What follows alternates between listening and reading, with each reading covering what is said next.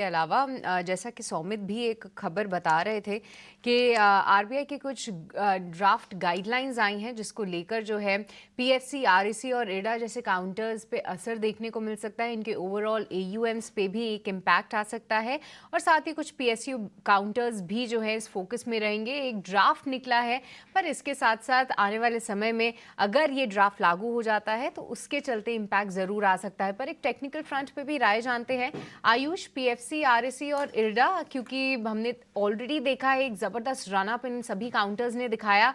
आज के लिए अगर कोई सेल ऑफ आया या ऊपरी स्तरों से थोड़े हल्के हुए तो कौन से लेवल्स ध्यान में रहेंगे?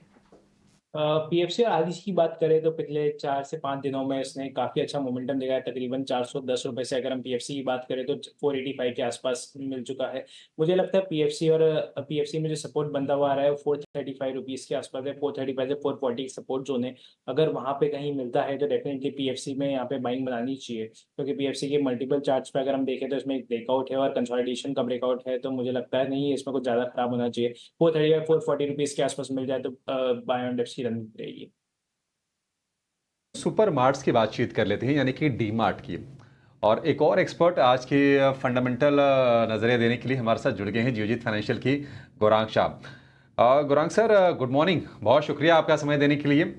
एवरेज सुपरमार्ट नतीजे तो इनलाइन हैं, रेवेन्यू में 20% का उछाल है, मुनाफे में 22% का उछाल है, मार्जिन हल्का सा इंप्रूव किया है और रिपोर्ट्स भी इस पर ठीक ठाक ही हैं। जेपी मॉर्गन ने टारगेट बढ़ा के करीब करीब ₹5,500 के आसपास कर दिया है इसका डीमार्ट का ₹5,400। आपको नतीजे कैसे लग रहे हैं और डीमार्ट पर आपका व्यू क्या है सर? क्या करना चाहिए किसी के पास अगर है तो? धन्यवाद अभिषेक, आपका। आप सभी को शुभ प्रभात हमारे तरफ से। तो काफी लंबे समय से एवेन्यू सुपर मार्ट यानी कि डीमार्ट पर खरीदारी की राय रही है। थोड़ी बहुत चिंताएं पिछले वित्तीय वर्ष के दूसरी तीसरी तिमाही में हमें देखने मिले थे, जहां पर ग्रोथ को लेकर के थोड़ी बहुत अटकलें थी और आंकड़े जो आए थे नतीजे के, वो अनुमान से थोड़े बहुत नीचे थे। मैनेजमेंट की टिप्पणियां ये भी थी अभिषेक के आने वाले समय में वो बड़े शहरों में तो नए स्टोर्स खोलने के आप प्रयास करेंगे, लेकिन ज्यादा जोर टायर 2 टायर 3 और उसके नीचे स्टोर्स खोलने की बात कर रहे थे। और उसी विचारधारा पर उन्होंने काम किया और नतीजा ये है कि अच्छा खासा योगदान आपको चौतरफा बैलेंस शीट पर आते हुए दिखा है।